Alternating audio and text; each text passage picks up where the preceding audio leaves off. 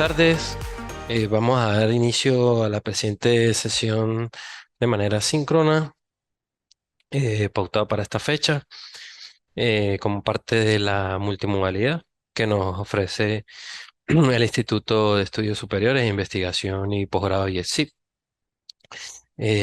Como han podido observar en plataforma, existen una serie de sesiones en las cuales se ha detallado no solo una serie de lo que es la materia en el presente curso, y en los cuales pues evidentemente están allí a los efectos de ser observados y cualquier inquietud, estar por esta vía o por las vías en la plataforma novedosa del instituto a los efectos de establecer cualquier inquietud.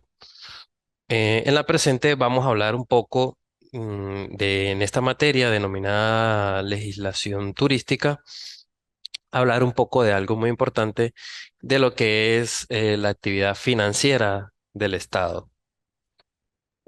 Como ya hemos podido observar en algunos temas, en los temas anteriores, o como sabemos, siempre el Estado tiene que buscar y cumplir una serie de fines. Para ello, tiene como objeto el desarrollo de una serie de actividades que muchas veces suelen ser complejas, para así llevar adelante lo que son la creación y prestación de servicios públicos.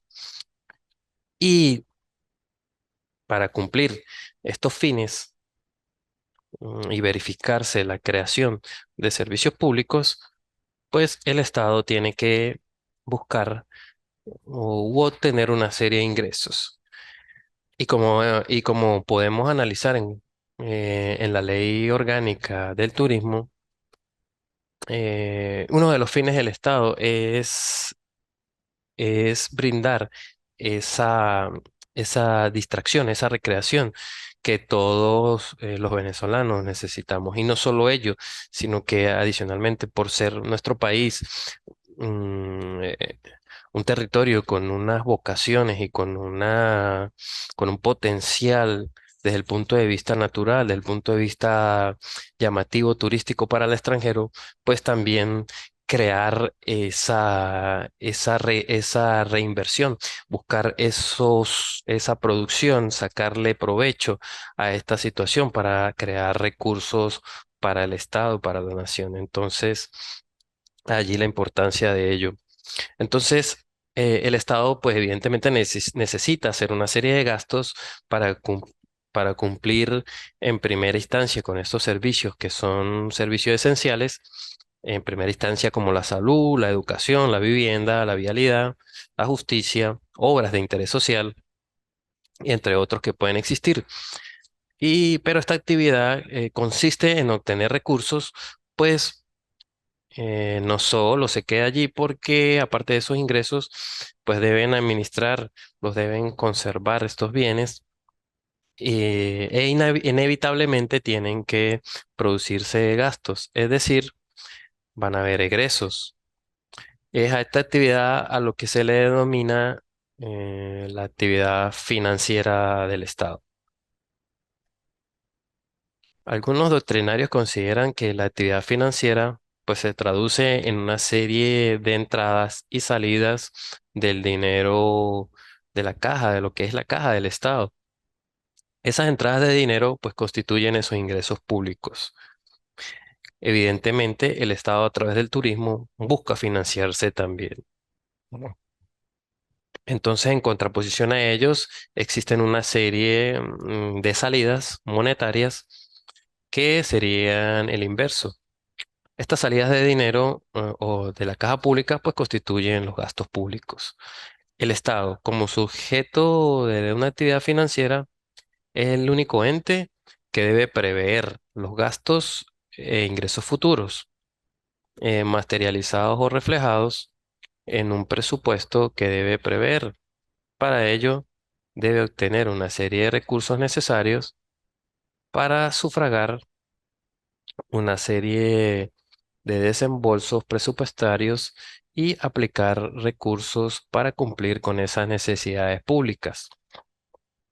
La actividad financiera tiene diferentes propósitos que pueden llegar en algún momento a ser contradictorios, produciendo algunas consecuencias, como por ejemplo, en un mismo proceso en donde el recurso y el gasto pues pueden no ser adecuados para un logro simultáneo de todos los objetivos. Algunos propósitos pues se deben considerar prioritarios en desmedro de otros u otros que no lo son.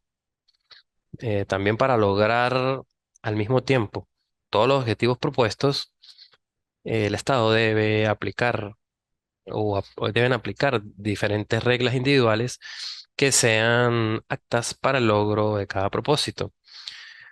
En este caso, la actividad financiera puede hallarse en contradicción con medidas de políticas económicas de diferente índole, tales como políticas de precio en el mercado interno y de cambios en el mercado externo.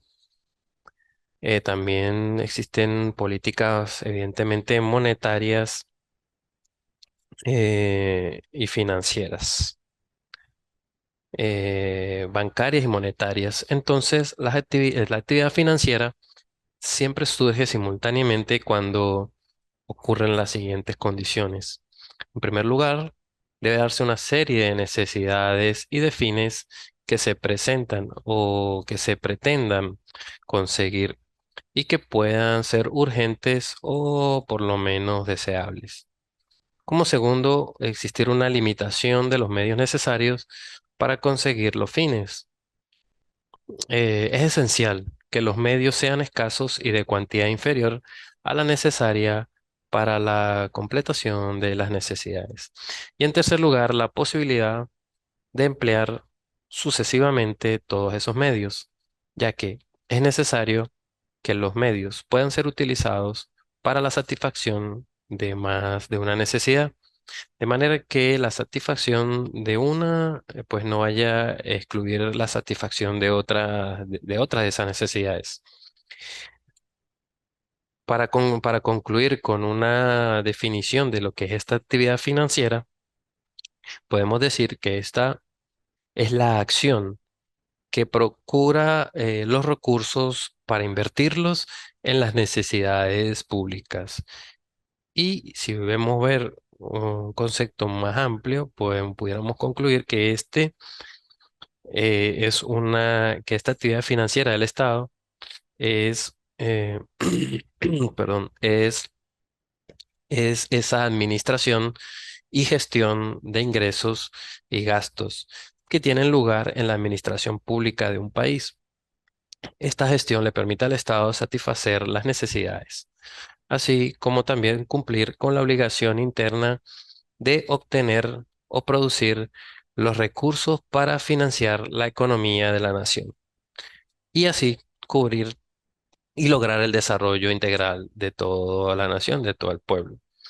Entonces, allí vemos que evidentemente el Estado, a través de lo que es el turismo, lo que es la actividad turística, busca no solo obtener esos ingresos, sino adicionalmente en cierta parte retribuir eso para el mejoramiento eh, de las mismas edificaciones, de los mismos lugares, de la misma conservación, en el caso de ser los monumentos naturales, para obtener uno de los fines como es esta parte recreacional y turística.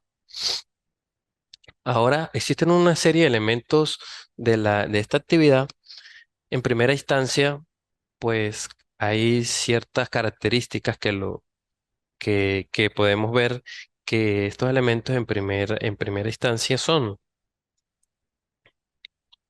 lo que serían los elementos. Entonces, en primera instancia, el primer elemento es el referido a lo que es la instrumentación o la instrumentalidad que es esa forma, los medios específicos para que el Estado cumpla esa función instrumental, que luego llevará directamente al desarrollo colectivo. De las consecuencias de esta actividad financiera y otros de los elementos es la previsión de ingresos y gastos. Esto es una actividad fundamental en donde el Estado se debe proyectar a cómo va a obtener esa serie de ingresos, esa serie de recursos que se van a utilizar luego para invertirlos y que allí se van a convertir en gastos. Pero esto todo para el desarrollo de la colectividad y en este caso es una actividad fundamental de la actividad financiera y que evidentemente entre una de ellas está la turística. El otro de los elementos es la obtención y ejecución de estos ingresos, ya que es la forma de cómo se va a lograr que esos ingresos lleguen a las arcas de la nación y luego la forma en que se van a invertir, es decir, que van a pasar a ser materializados en una ejecución.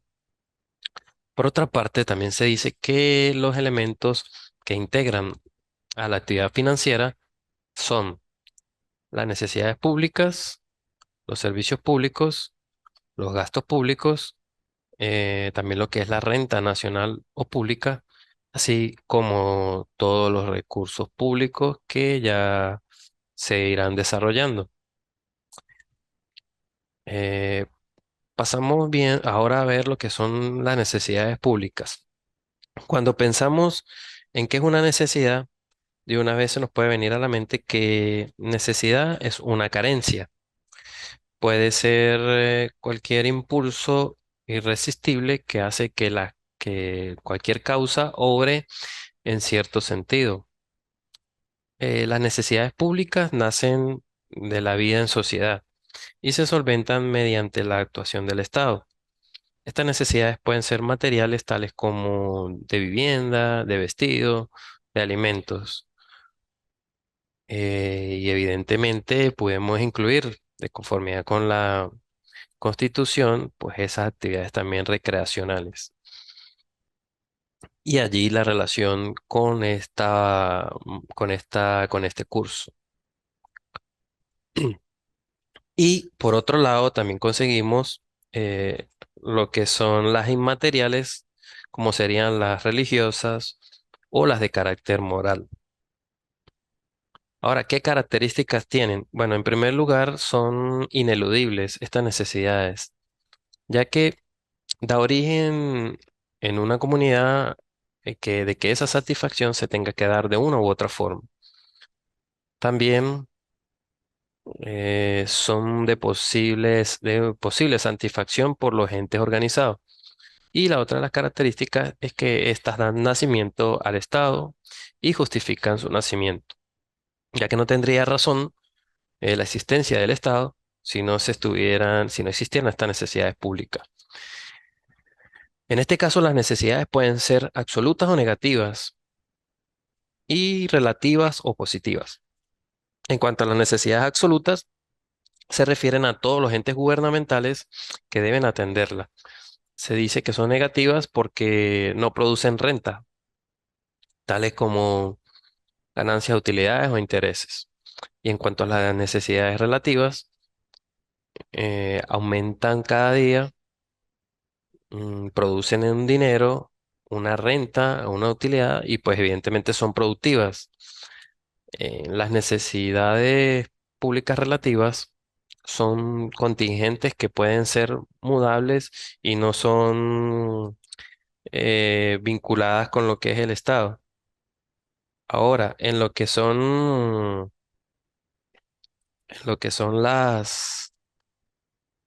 eh, a las necesidades públicas absolutas, son entonces elementales, son constantes, vinculadas al Estado y de satisfacción exclusiva por él. Y la mejor forma de entender una necesidad pública colectiva es mediante la organización de servicios públicos. Ahora hablamos un poco de lo que son las finanzas públicas. Cuando hablamos de este término, tenemos que asociarlo o asimilarlo como sinónimos en cuanto a hacienda pública o finanza pública. Ambas distinciones, pues, tenemos que verlas así, como un sinónimo. A veces es más dominante el término hacienda pública. En el sistema financiero venezolano, algunos autores han utilizado esas dos expresiones como iguales y comprende los bienes, las rentas y las deudas que conforman el activo y el pasivo de la nación, además de todos los demás bienes y rentas cuya administración corresponde al poder nacional. Este tema de las finanzas públicas o de haciendas públicas llega a ser tan complejo que se ha creado una ciencia que se encarga de estudiarla como tal. Esa ciencia de la hacienda pública también se llama ciencia de la finanza y o ciencias fiscales. Y esta puede definirse como esa ciencia que estudia la actividad del Estado cuando utiliza medidas especiales llamadas medidas financieras.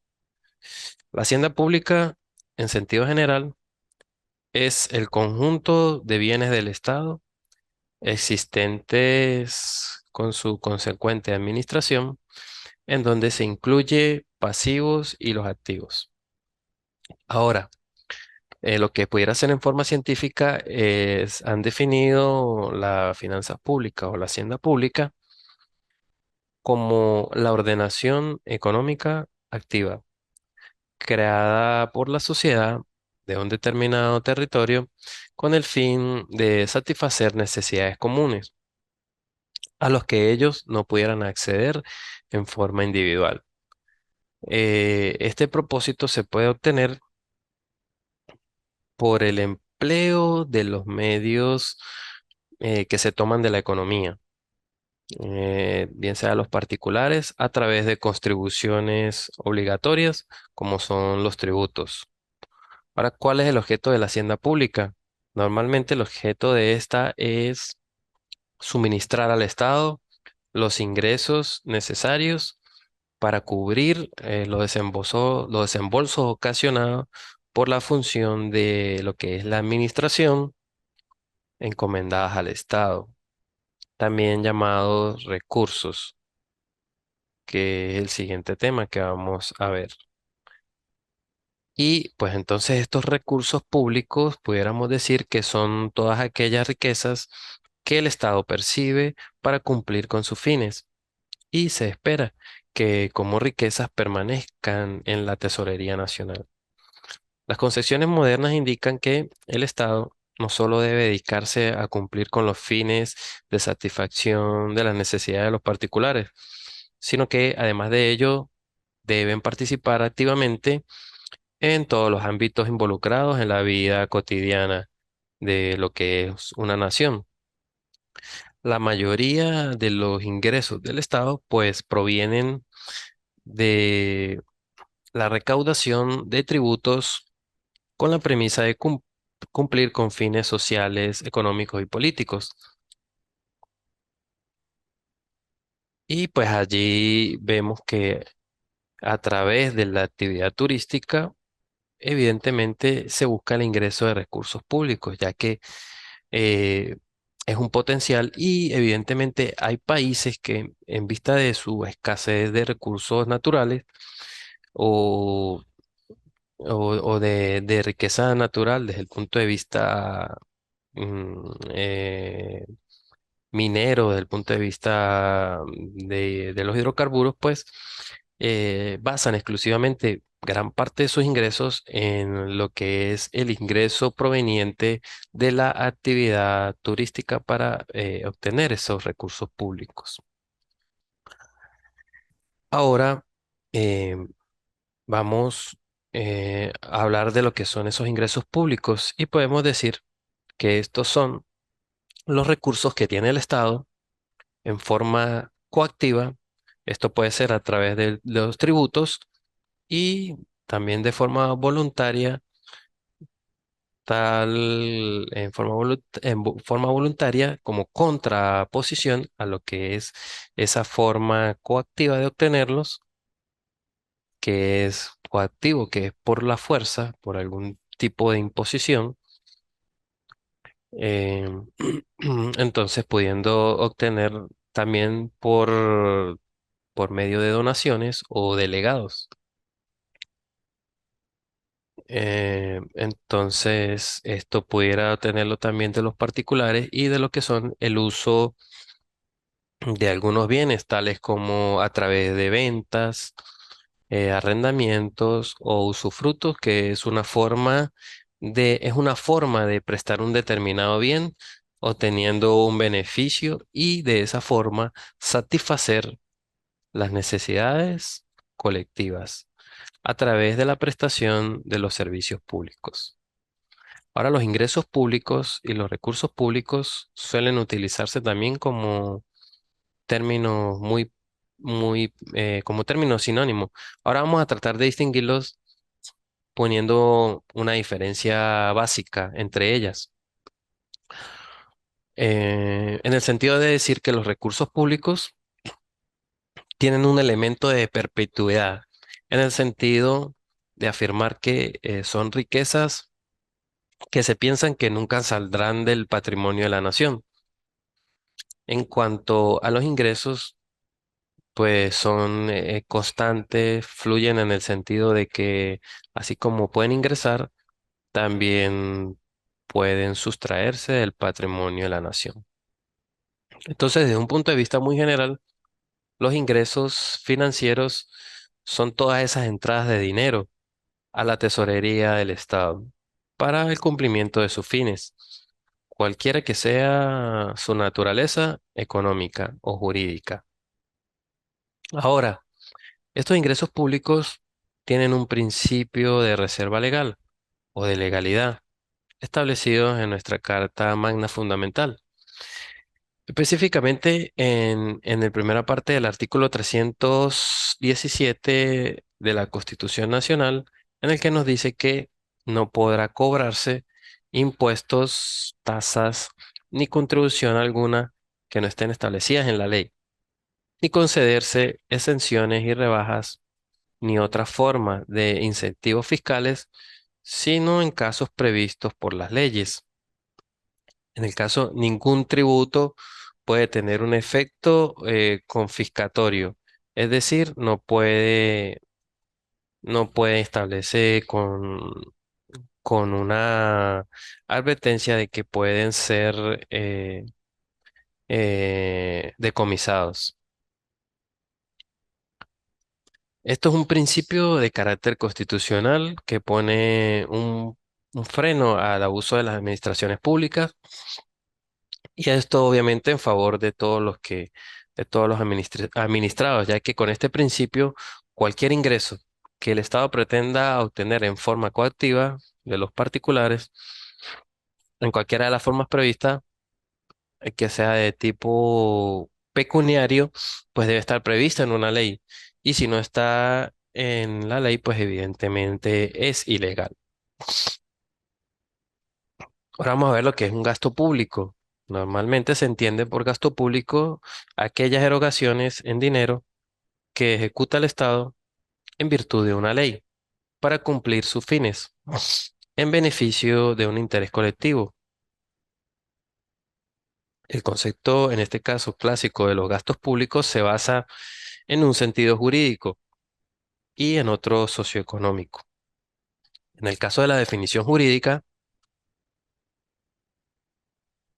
se puede decir que son gastos públicos todos aquellos realizados por las colectividades públicas, entendiendo por estos al Estado Nacional, los estados, los municipios y los entes públicos que tienen personalidad moral.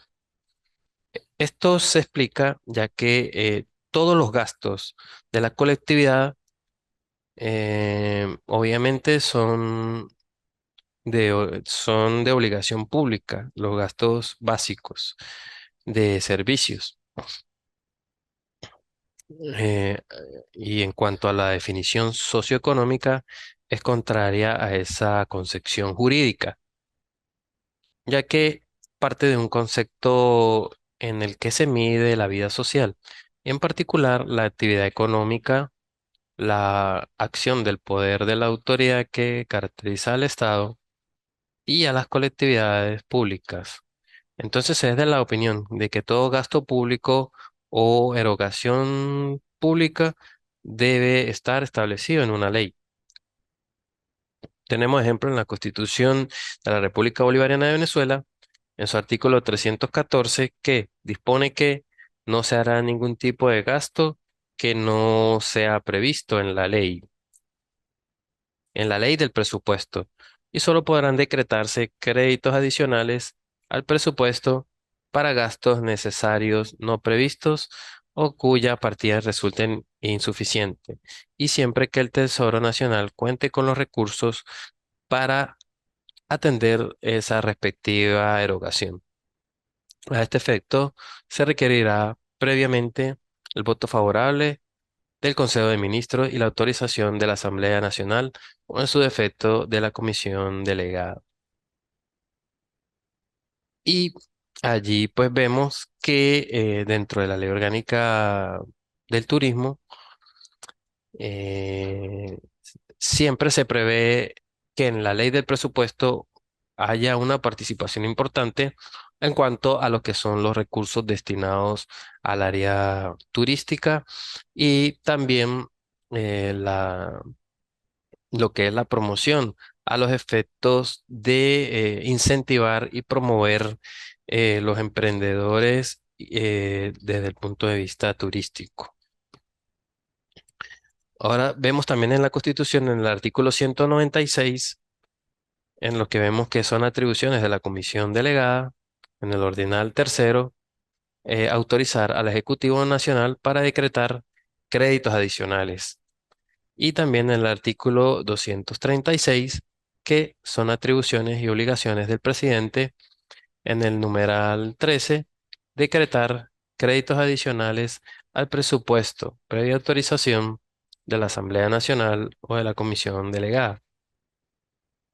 Y allí es lo que les comentaba al respecto de esa obligación o ese incentivo que se hace a los prestadores de servicio turístico con respecto a lo que es el tema de los créditos. Vamos a hablar un poco de qué son esos tributos, ¿sí? Que podemos conseguir en los diferentes, bien sea en la Ley Orgánica del Turismo y en las diferentes leyes que tienen relación con la materia de la actividad turística y del financiamiento del turismo. Entonces, estos tributos son prestaciones exigidas en dinero por el Estado en el ejercicio de su poder de imperio y en virtud de una ley para cubrir los gastos que son demandados al cumplimiento de sus fines. Estos tienen su fundamento constitucional en el artículo 133, que nos dice que todos, todos están obligados a coadyuvar en los gastos públicos mediante el pago de impuestos, tasas y contribuciones que establezca la ley. De la definición de tributos podemos identificar sus elementos. Entonces, en primera instancia, los tributos son prestaciones en dinero, son prestaciones en dinero. Esto como característica del sistema que aplicamos acá en el país. Otra es que deben ser exigidas en ejercicio del poder del Estado y con ese poder de imperio, de esa imposición que establece el Estado. Y ese es un elemento primordial que se ejecuta en virtud del poder y en ejercicio de su potestad tributaria. El otro elemento es que el tributo se da en virtud de una ley. La ley es ese límite, es ese freno que se pone para que exista un tributo, ya que no puede existir si no se encuentra establecido previamente en una ley. Y por último, el tributo pues se da para cubrir los gastos que demandan el cumplimiento de los fines. Los tributos pueden tener fines fiscales, como es la obtención de recursos, y fines extrafiscales ajenos a la obtención de recursos.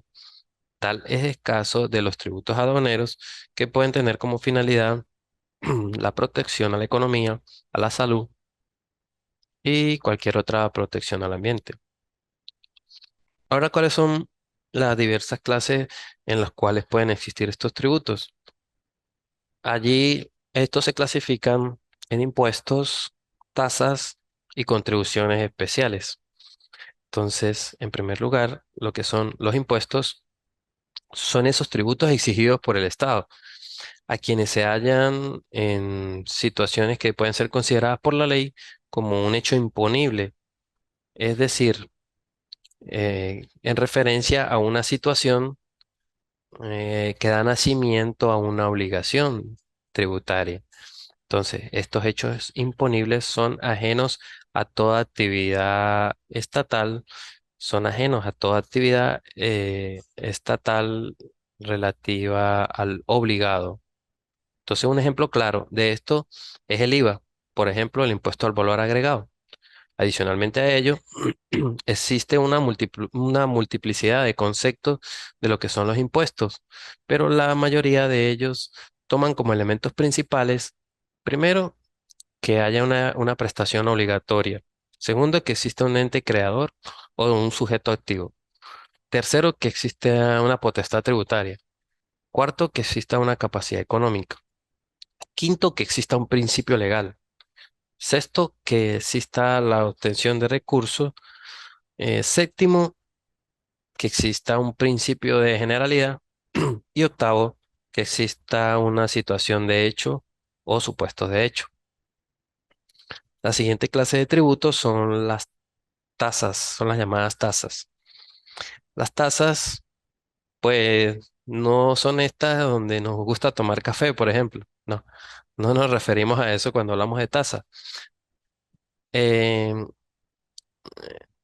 Estamos en este caso de tasas eh, con eses que se difieren de las otras. Entonces, estas tasas son el tributo cuya obligación está vinculada jurídicamente a determinadas actividades del Estado relacionadas directamente con el contribuyente.